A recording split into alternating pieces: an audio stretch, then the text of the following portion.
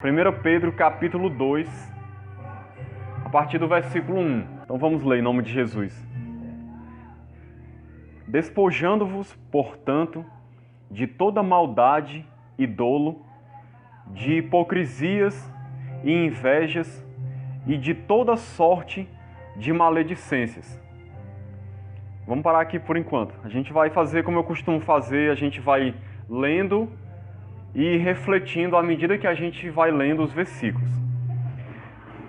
Esse texto do capítulo 2 aqui, Pedro, que foi um apóstolo de Cristo, um dos 12 apóstolos, o apóstolo Pedro, ele escreveu aqui essa orientação e nós vamos ver aqui nesse capítulo que ele está falando a respeito do que é a igreja.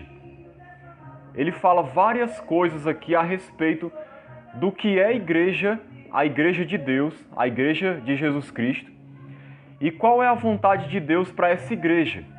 Como é que essa igreja tem que andar? Como é que nós devemos ser para poder agradar a Deus? Para que o coração de Deus se alegre conosco. Então por que Pedro escreveu isso? Porque o seu desejo era que os cristãos andassem conforme a vontade de Deus. Andassem de uma maneira que Deus ficasse feliz com a vida deles. Então Pedro está dando uma orientação para eles sobre o que significa ser igreja. O que significa ser povo de Deus. Porque ser povo de Deus não é só você ter uma religião. Não é só você frequentar um templo. Ser povo de Deus é muito mais do que isso. Ser povo de Deus é uma atitude de vida. É um caminhar com Deus, é uma mudança de vida, é um estilo de vida, é algo que Deus realiza em nós, que Deus faz em cada coração que crê nele, a cada dia.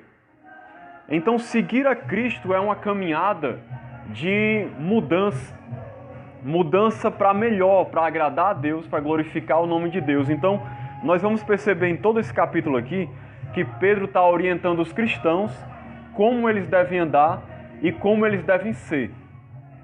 Então a primeira coisa que a gente vê aqui, ele fala de várias características que a igreja precisa ter. Ele começa dizendo assim, despojando-vos. Essa palavra não é muito comum no nosso vocabulário, né? Porque esse é um linguajar de guerra. Despojar significa o quê? Você tomar algo como despojo, pegar algo como despojo para si. Quando um exército ganhava de outro exército, ele pegava aquelas coisas como despojo e levava para o seu exército, o exército vencedor, as coisas que pertenciam ao outro povo que foi derrotado.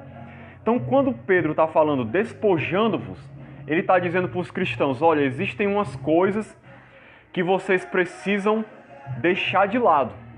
Igual um exército que foi derrotado e foi despojado. Ele deixou de ter algumas coisas porque foram tiradas deles. Mas Pedro está mandando eles se despojarem voluntariamente. Ele está dizendo, deixem essas coisas de lado. Abram mão dessas atitudes. Abram mão de ser dessa maneira. Por que ele está dizendo isso? Porque quando a gente abre mão dessas coisas, a gente vai estar agradando a Deus. Deus vai se satisfazer conosco.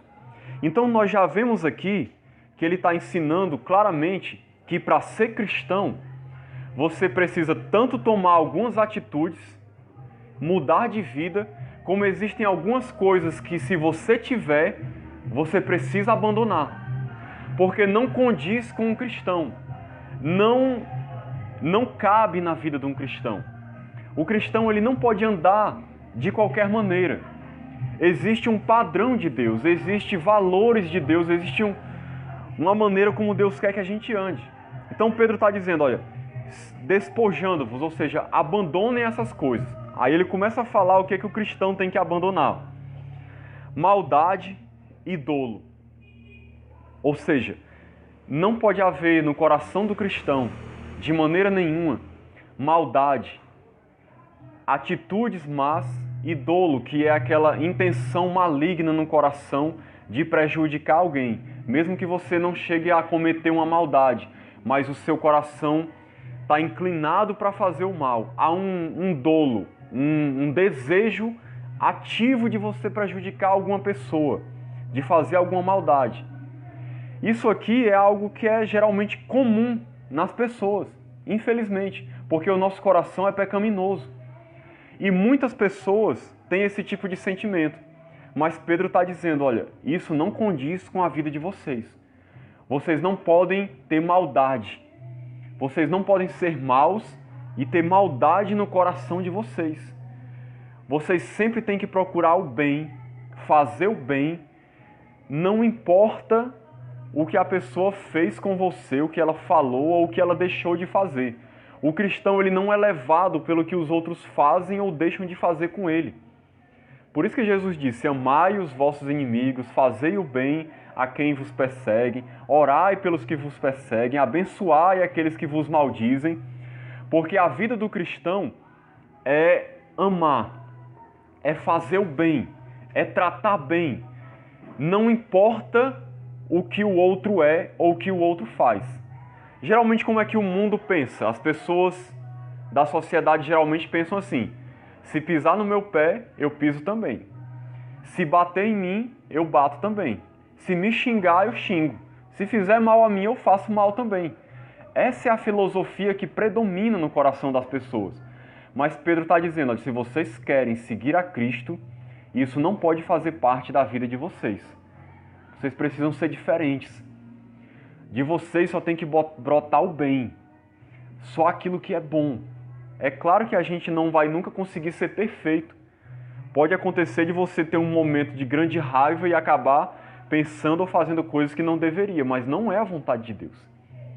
E ele continua dizendo, outras coisas que devemos tirar, hipocrisias e invejas e toda sorte de maledicências.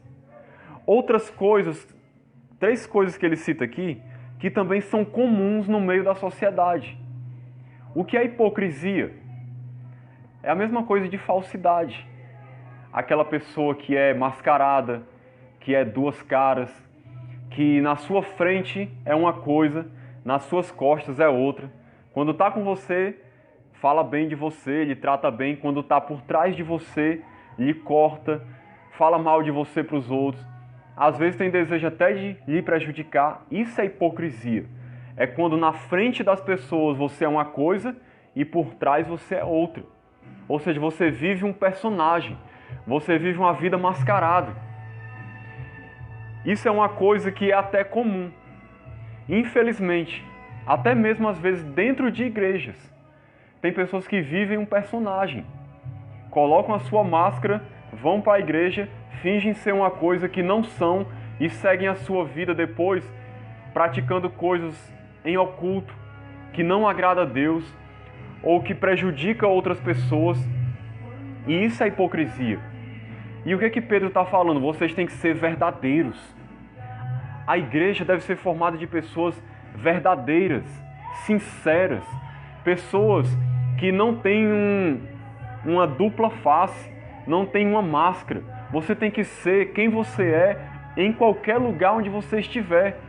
Você tem que ser na rua o que você é na sua casa. Você tem que ser diante de todo mundo o que você é quando ninguém está te vendo. Porque é muito fácil ser cristão às vezes diante de todo mundo e fingir, criar um personagem, andar com a Bíblia debaixo do braço, falar palavras bonitas e fingir que é cristão. Agora, quando ninguém está nos vendo, quando nós estamos sozinhos no nosso quarto ou na nossa casa, ou quando nós estamos longe de outros cristãos e que ninguém nos conhece, que tipo de pessoa nós somos? Como é que a gente age? Como é que a gente vive? Será que a gente realmente mantém o nosso coração reto diante de Deus, sabendo que pode ser que as pessoas que nos conhecem não estão nos vendo, mas Deus está ali do nosso lado. Está vendo as nossas atitudes, está vendo o que a gente fala, está vendo como a gente anda. Então a hipocrisia é uma coisa que não deveria haver no meio da igreja. No meio da igreja deveria haver sempre pessoas sinceras, verdadeiras, amigas, que realmente não estão fingindo ser alguma coisa que não são, mas que realmente procuram ser verdadeiras para os outros, procuram agir de maneira sincera, real. Infelizmente a gente não vê muito isso. Invejas, isso aqui é outra coisa que prejudica muito. Você invejar alguém, querer o que a pessoa tem, querer tomar o que a pessoa tem, e toda sorte de maledicências. Outro dia eu fiz uma pregação só sobre essa questão da fala, né? Não vou me deter muito aqui, mas essa questão de maledicência, de falar mal dos outros, isso é uma coisa que às vezes também é tão comum, que já está tão enraizado na vida das pessoas, que parece até que é normal, que é uma coisa que Deus não se importa, que você pode falar mal de um, falar mal de outro, dizer um monte de coisas daquela pessoa e não tem problema nenhum. E Pedro está dizendo para a igreja, olha, esse comportamento não convém.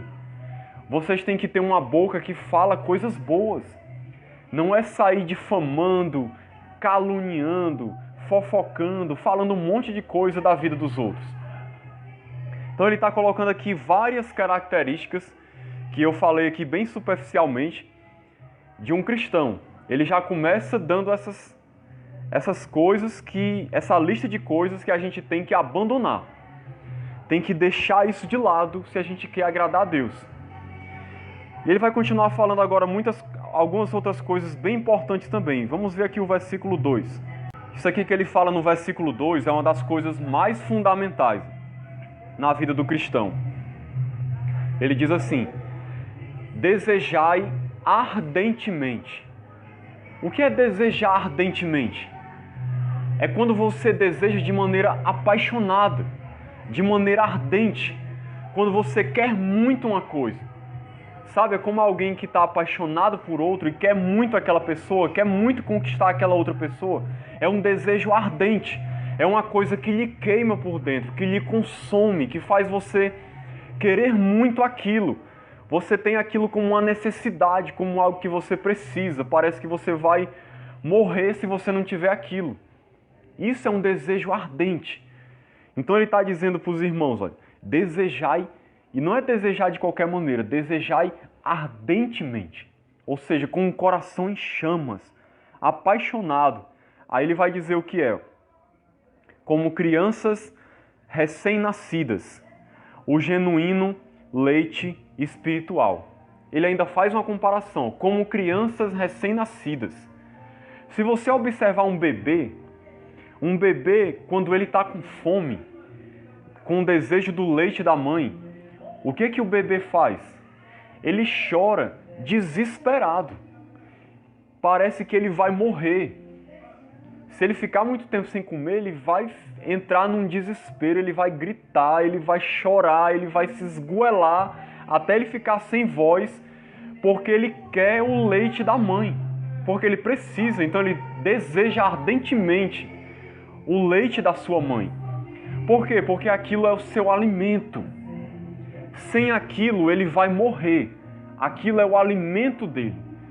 É o que vai dar força para ele, é o que vai fazer ele crescer, é o que vai fazer ele ter vigor, é o que vai dar saúde para ele, é o que vai sustentá-lo. Ele não sabe disso. Só que esse desejo já está implantado nele. Ele já nasce com esse instinto, ele sabe que precisa daquele leite para viver.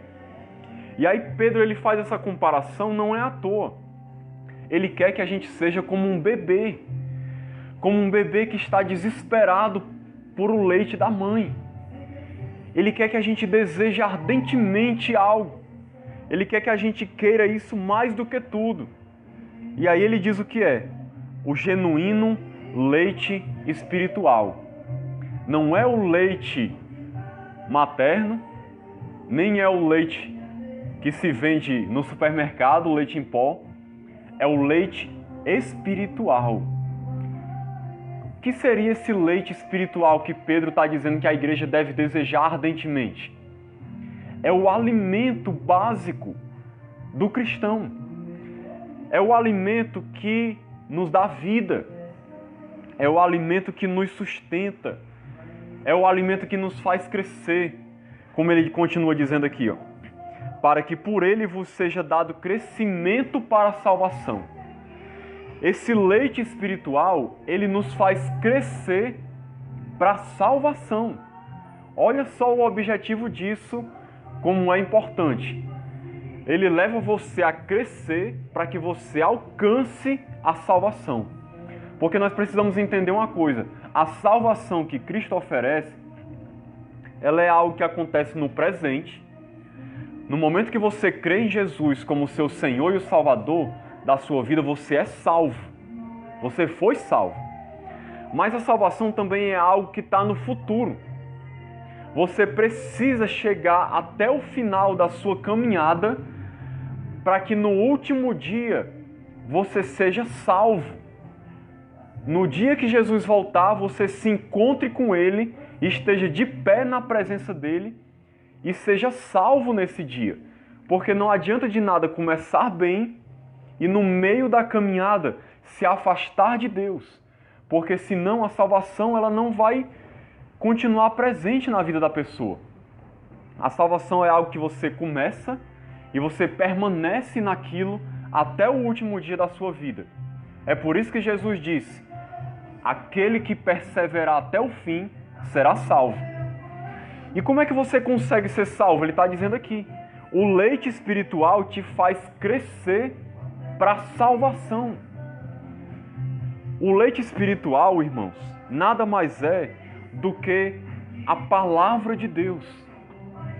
O ensinamento que vem da parte de Deus.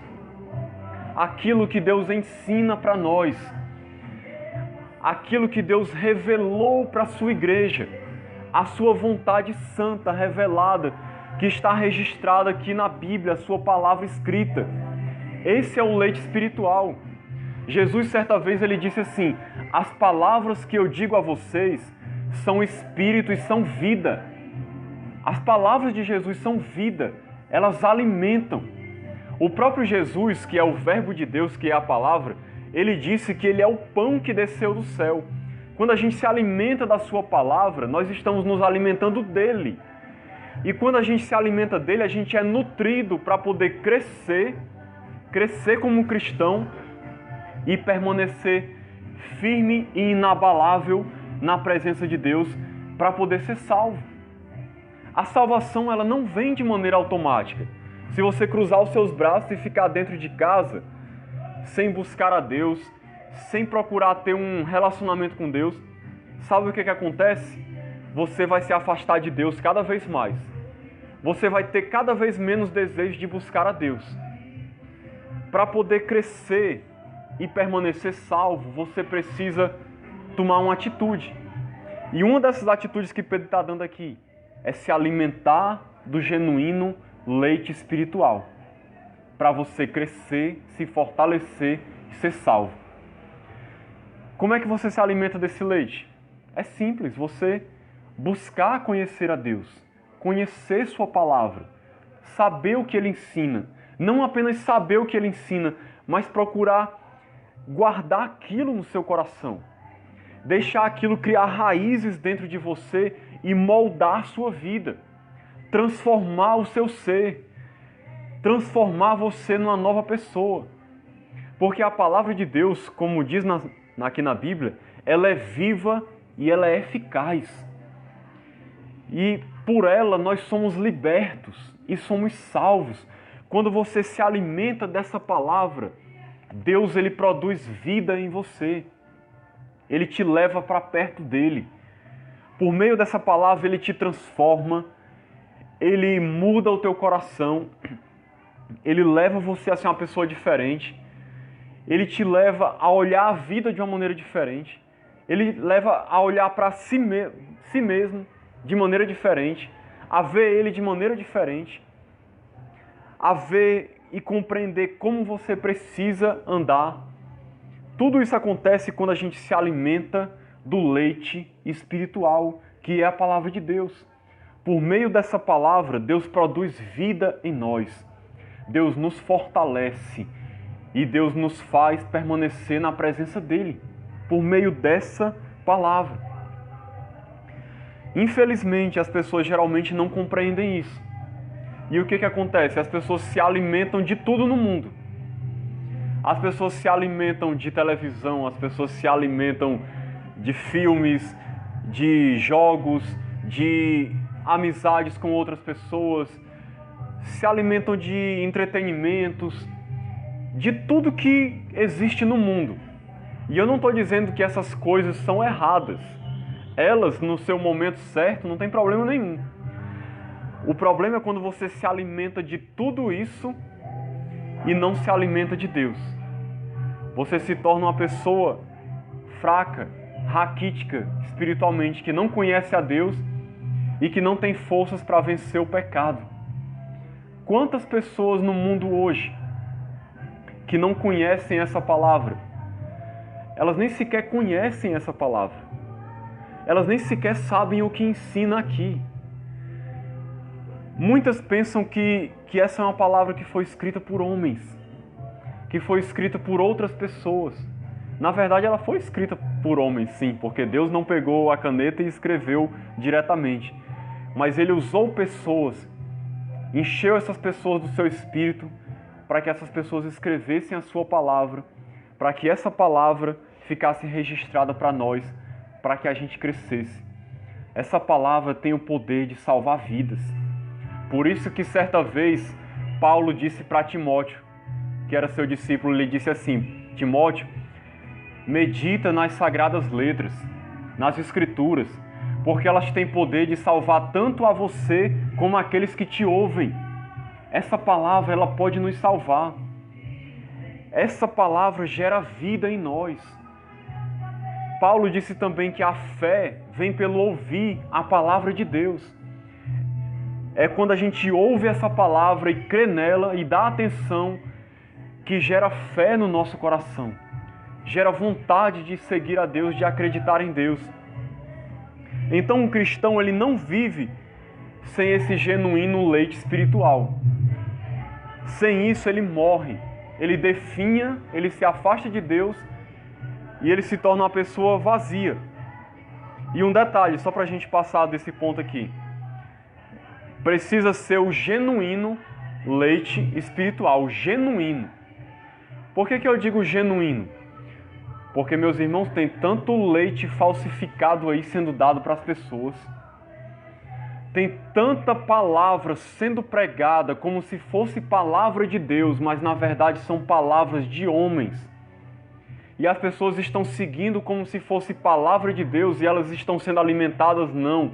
Elas estão sendo envenenadas. Elas estão morrendo, se afastando de Deus, porque muitas vezes é ensinado palavras que não são de Deus como se fossem.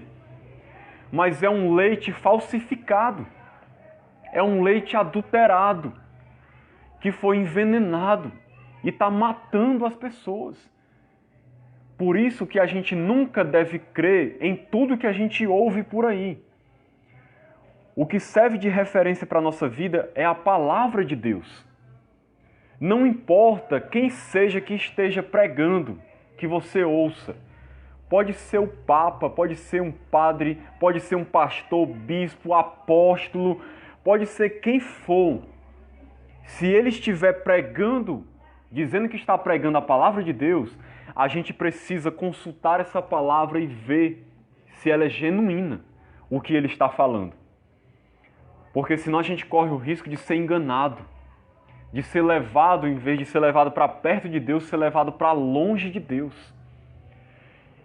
E o que acontece quando alguém toma um veneno? Se você pega um bebê, em vez de dar o leite materno, você dá um leite envenenado para ele. Ele morre. Tem muita gente hoje que está morta. Morta. Dentro das igrejas. Estou dizendo nem fora. Dentro de muitas igrejas estão mortas porque o que está sendo pregado para elas não é a palavra de Deus. São palavras de homens. Ensinamentos que têm levado as pessoas para longe de Deus. Mas as pessoas estão bebendo tudo que se diz para elas, em vez de irem na fonte para poder olhar se o que está sendo ensinado para elas é de Deus ou não, para poder encontrar vida, para poder serem salvos. Então, o genuíno leite espiritual é esse, é a palavra de Deus. Você quer saber o que Deus tem para a sua vida? o que Ele quer fazer por você, leia essa palavra. O Espírito de Deus, quando a gente lê essa palavra, Ele fala aos nossos corações, Ele nos ensina, Ele nos alimenta e Ele transforma as nossas vidas. Amém. Vamos continuar, vamos ler o versículo 3. Se é que já tendes a experiência de que o Senhor é bondoso, chegando-vos para Ele, a pedra que vive, rejeitada sim pelos homens, mas para com Deus eleita e preciosa. Vamos ler aqui também, pular um pouquinho e ler o versículo de número 6. Depois a gente lê o 5. O 6 diz assim também: pois isso está na Escritura. Eis que ponho em Sião, ou seja, em Israel, uma pedra angular, eleita e preciosa. O que é uma pedra angular? Só para a gente compreender.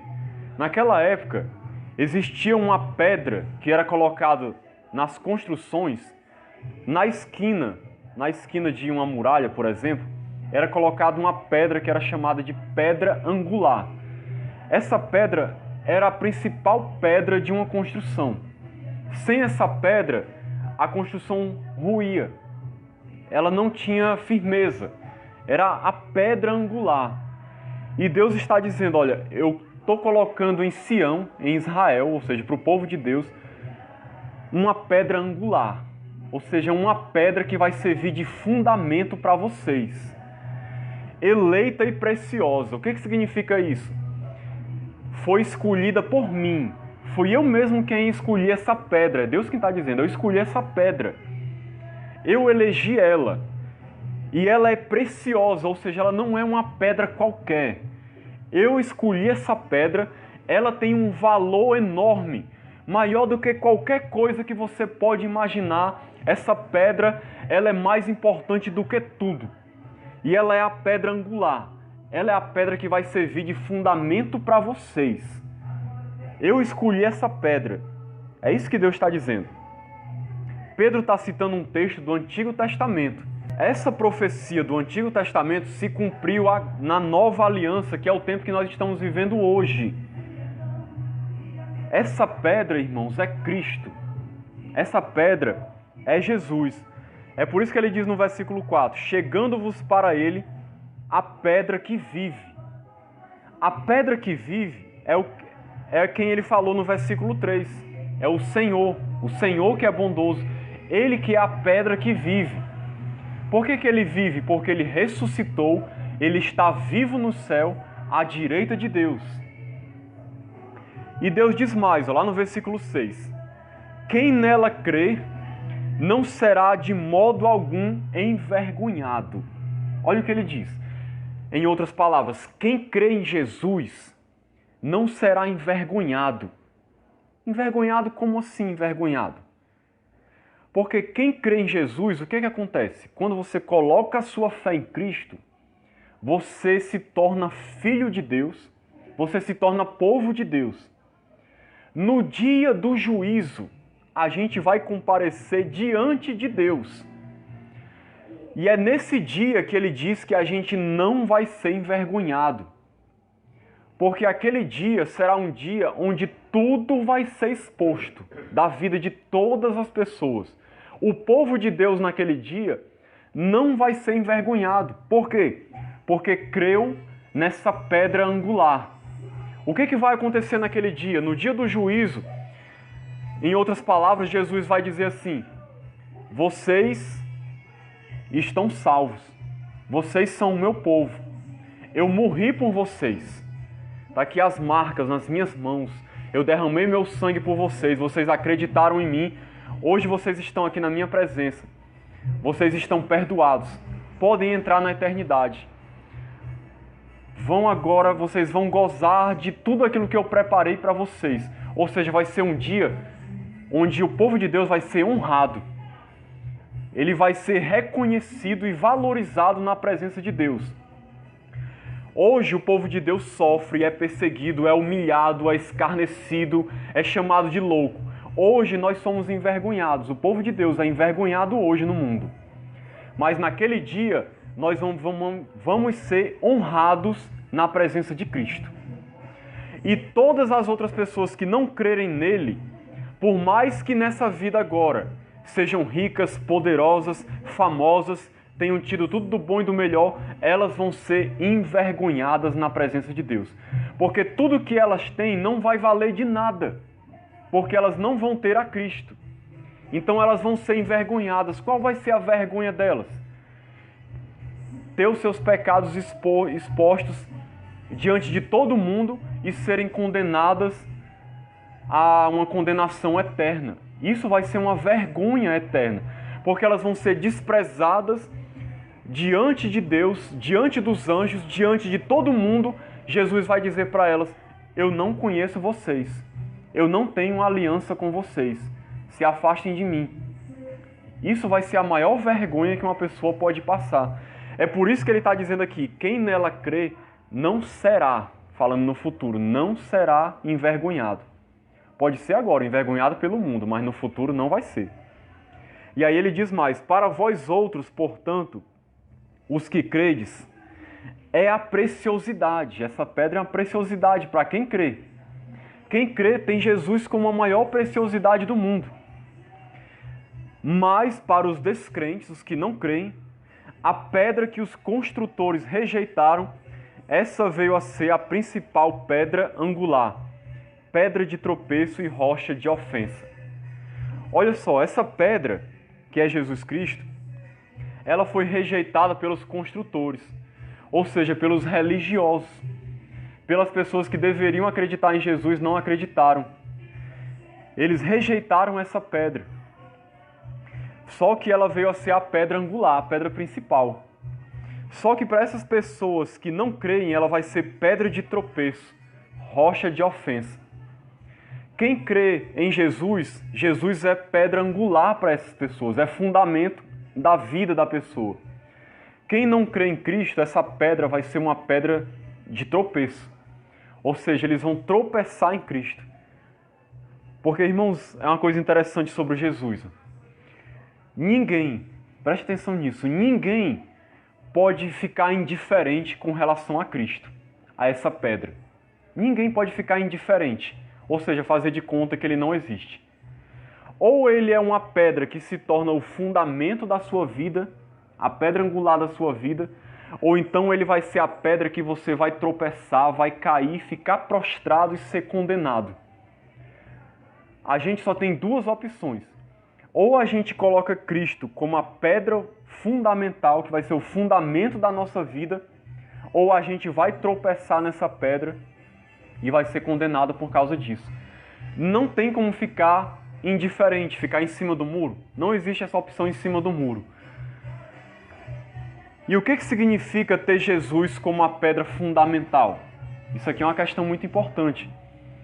Porque ele diz aqui, ó, chegando-vos para ele, a pedra que vive, rejeitada sim pelos homens, mas para com Deus, eleita e preciosa. Aí ele diz no versículo 5, também vós mesmos, como pedras que vivem, sois edificados casa espiritual. Veja o que ele diz para a igreja. Vocês, igreja, vocês também são pedras. Não a pedra principal, mas vocês são pedras. Vocês têm que ser edificados sobre essa pedra principal, que é Jesus. Como é que se edifica a vida sobre Cristo? Essa é uma das grandes coisas que um cristão precisa saber. E isso é o que significa ser cristão. Ter Cristo como fundamento da nossa vida é você colocar Ele como fundamento de tudo aquilo que você é e de tudo aquilo que você faz. Isso é muito importante. O cristão é uma pessoa que ele tem Jesus como sendo o fundamento da vida dele. Ele constrói a vida dele toda em cima da pessoa de Cristo. Cristo significa tudo para ele. É Jesus quem vai determinar como ele pensa, é Jesus quem vai determinar o que ele vai ser, é Jesus quem vai dizer como ele vai andar, como ele deve falar, quais devem ser os seus valores que vão nortear a sua vida. para ele poder tomar decisões baseadas nesses valores. Então Cristo é quem vai determinar tudo isso. Quem nós somos, o que a gente faz, o que a gente deixa de fazer, o que é prioridade para nós, o que não é, o que a gente fala, o que a gente não fala, o que a gente pensa, os planos da nossa vida, os nossos sonhos. Tudo isso é determinado por Cristo. Se nós queremos ser cristãos, Jesus ele precisa ser o fundamento da nossa vida. E aí eu queria que a gente se perguntasse isso. Será que Jesus é o fundamento da sua vida? Ele é a pedra angular que sustenta a sua vida? Será que ele é o fundamento da minha vida? Eu tenho que me perguntar isso todo dia. Será que eu estou construindo a minha vida sobre ele? Ou será que eu estou construindo a minha vida sobre mim mesmo? Sobre o que eu penso, sobre o que eu acho, sobre o que eu quero. O cristão, ele não vive assim. Cristo, ele é o fundamento da sua vida. Ele é uma pedra, como diz aqui, uma pedra que vive também o cristão. E essa pedra é colocada sobre essa pedra angular. Imagine só, se eu fosse construir uma casa como essa e não fizesse alicerce. Aí eu colocasse um monte de tijolo em cima da areia. O que ia acontecer com essa casa? Ela ia cair. Eu podia até construir, mas ela ia cair, porque ela não tem um fundamento. Então eu tenho que construir a minha vida sobre o fundamento que é Cristo. Então reflita isso na sua vida. Se você quer ser um cristão, agradar a Deus, será que você tem construído a sua vida sobre Cristo? É Ele quem determina o que você é?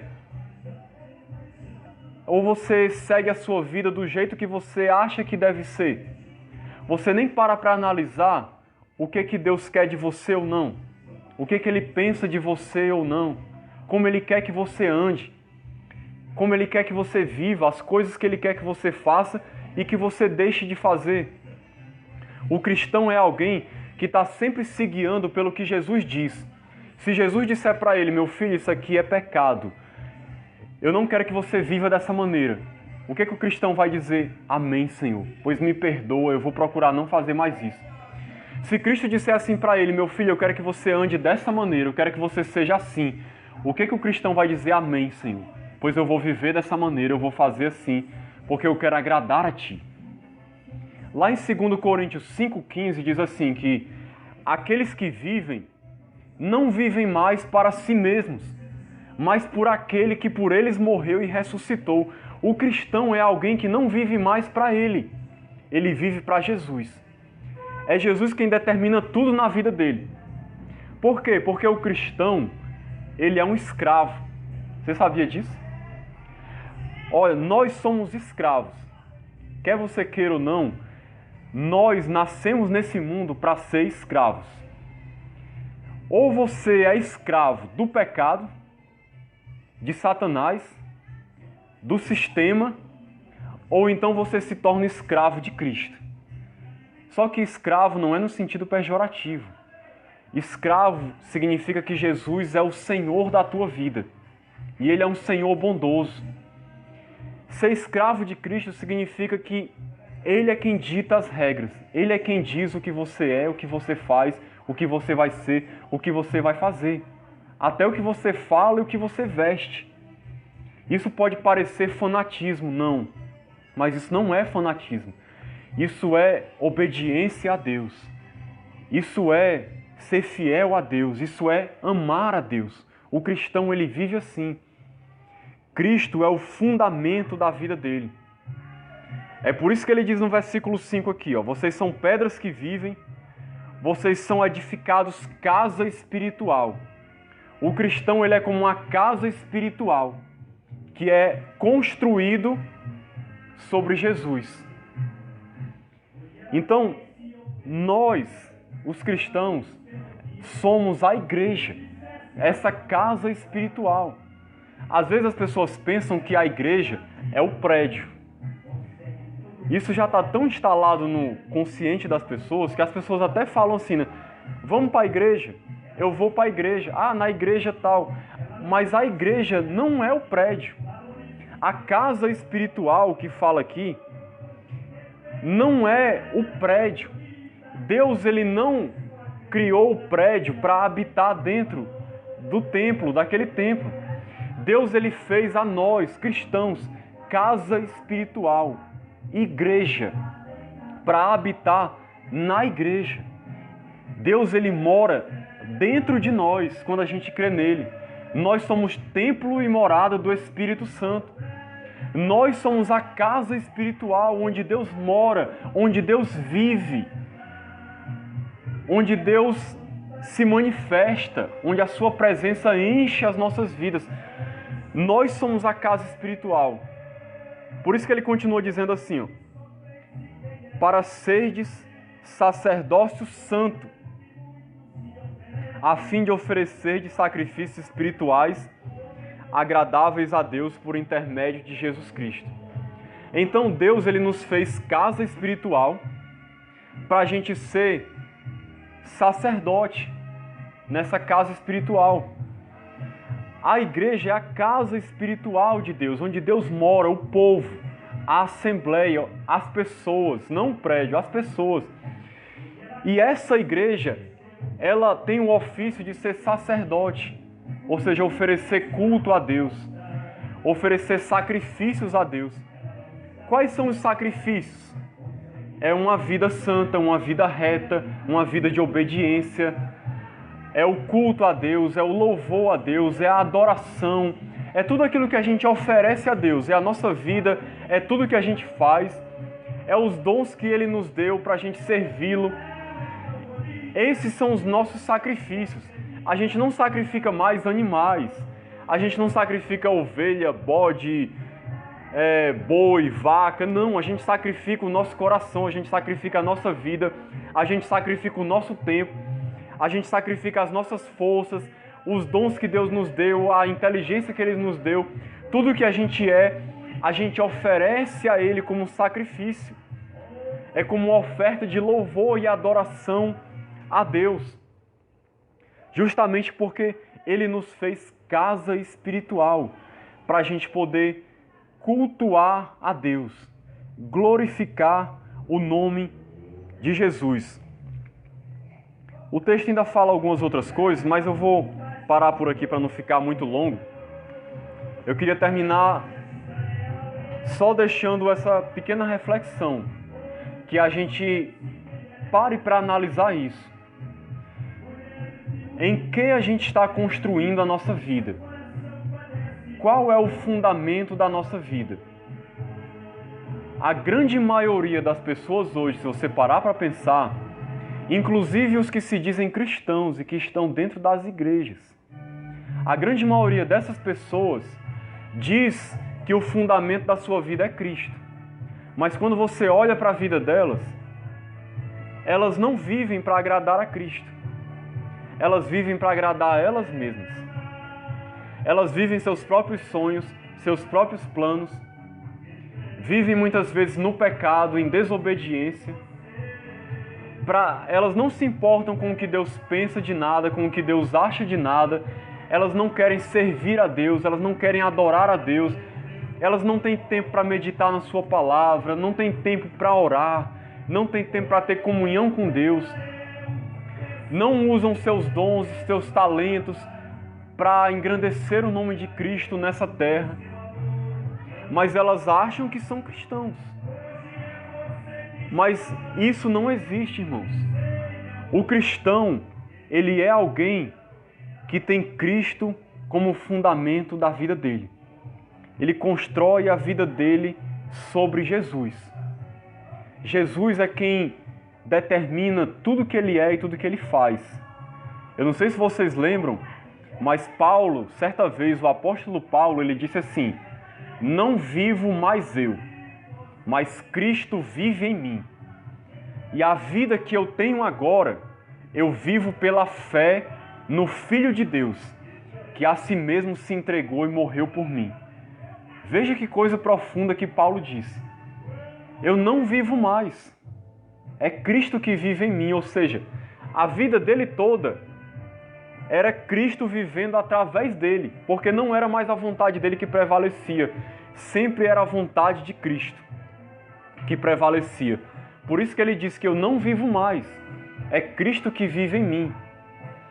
Certa vez Paulo disse assim também, eu estou crucificado para o mundo, ou seja, eu morri para o mundo e o mundo está morto para mim. O que ele quis dizer com isso? Eu não me importo mais em fazer nada para satisfazer a vontade de ninguém, nem de sistema nenhum. A minha vontade é agradar o meu Senhor. Teve uma vez, só para finalizar aqui, que disseram para Paulo assim, Paulo, se você for para Jerusalém, você vai morrer. Estão querendo te matar. Sabe o que foi que Paulo disse? Está lá no livro de Atos. Em nada eu tenho a minha vida por preciosa, para mim mesmo. Ou seja, eu não considero a minha vida preciosa para mim mesmo, contanto que eu venha cumprir o ministério que eu recebi do Senhor. Ou seja, o propósito da minha vida é cumprir a vontade do meu Senhor, que é Jesus Cristo.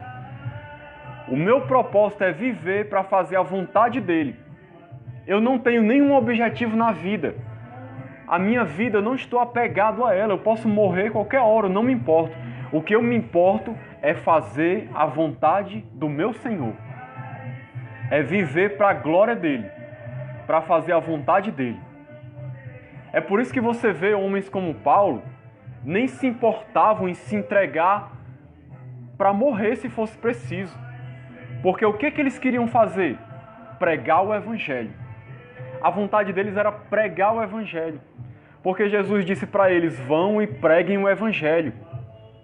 Jesus disse assim para Paulo, eu vou mostrar o quanto importa você sofrer pelo meu nome. Eu escolhi você para ser apóstolo dos gentios, para levar a minha palavra para aquele povo. Paulo viveu todos os dias dele para poder pregar o Evangelho e fazer a vontade de Cristo, cumprir o seu ministério. Eu não estou querendo dizer que a gente vai viver só para fazer a obra de Deus na igreja. Não é isso. Mas a gente tem que pensar, se a gente é cristão, qual é a obra que Deus tem para mim? O que Deus quer de mim? Como é que Deus quer que eu viva? Será que eu estou vivendo isso? Ou será que eu estou vivendo a minha vida? Porque o cristão, ele é alguém que não é mais dono de si mesmo. Ele se entregou a Cristo para viver para Ele, porque Ele colocou Jesus como fundamento da sua vida, sobre o qual Ele constrói toda a sua vida. Então, irmãos, que a gente possa meditar sobre isso, refletir nessa palavra, ter Jesus como essa pedra na nossa vida, colocar Ele como um alicerce sobre o qual a gente vai construir a nossa vida, porque não existe vida melhor para viver do que viver conforme a vontade de Deus. Viver a vontade de Deus é a melhor coisa que alguém pode viver na sua vida. É viver de acordo com o que Deus quer. Deus, ele tem o melhor para nós. Ele tem uma vida abundante para nós. Se a gente escolher viver essa vida, você pode até perder algumas coisas, mas você vai ganhar a vida eterna. Você vai realmente ter tudo aquilo que Deus preparou para você. Não existe nada melhor nessa vida do que viver a vida que Deus tem para nós. Por isso que Jesus certa vez disse assim, aquele que quiser vir após mim, negue-se a si mesmo, tome a sua cruz e siga-me. Porque quem quer ser discípulo de Jesus tem que negar a sua própria vida, tem que renunciar muita coisa para fazer a vontade dele. Pode até parecer que é uma coisa ruim, mas quando a gente para pensar que a vontade de Deus é boa, perfeita e agradável, que Deus só tem coisa boa para nós, que Deus quer nos dar uma vida maravilhosa, abundante, uma vida plena de paz, alegria e felicidade verdadeira, aí você pensa, vale a pena. Vale a pena renunciar a mim mesmo para viver para Ele, para poder viver para agradar a Ele. Essa é a vontade de Deus para as nossas vidas. Então que Deus nos abençoe em nome de Jesus. Amém?